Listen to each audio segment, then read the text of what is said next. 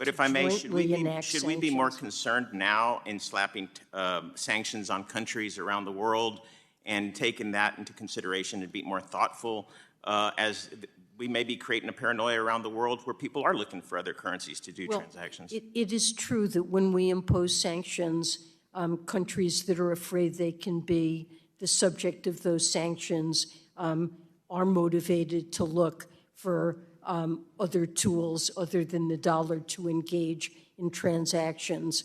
So but even that's our friends, something we have to accept.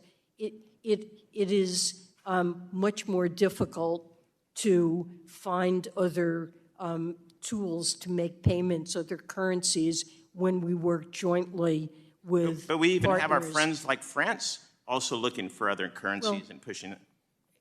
You know, France and some of our allies were not happy when we pulled out of JCPOA and imposed sanctions. And but I would say there is virtually no meaningful workaround for most countries for using the dollar as a reserve currency. Very well, and I understand earlier you made some statements about it being the most stable option with the rule of law and liquidity and all Yes. that. But isn't it the fact that the use of the dollar has diminished and gone down against competing currencies over the years?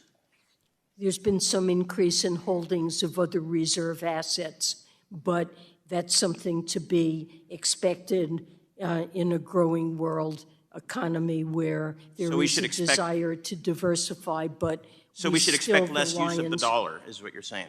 We should anticipate. We should expect over time gradually increased share of other assets in reserve holdings of countries. It's a natural desire to diversify, but the dollar is far and away the dominant reserve It's still asset. a huge concern for us here in Congress. And just changing gears briefly.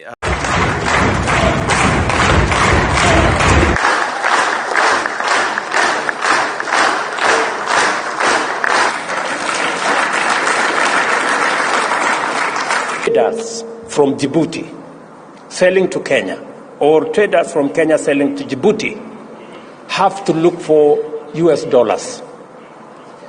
How is US dollars part of the trade between Djibouti and Kenya?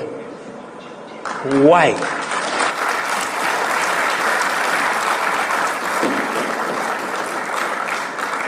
And we are saying that today, Afri-Exim Bank have given us a mechanism where traders in our continent can trade in their goods and services, and the Africa Exim Bank will settle payments in local currency.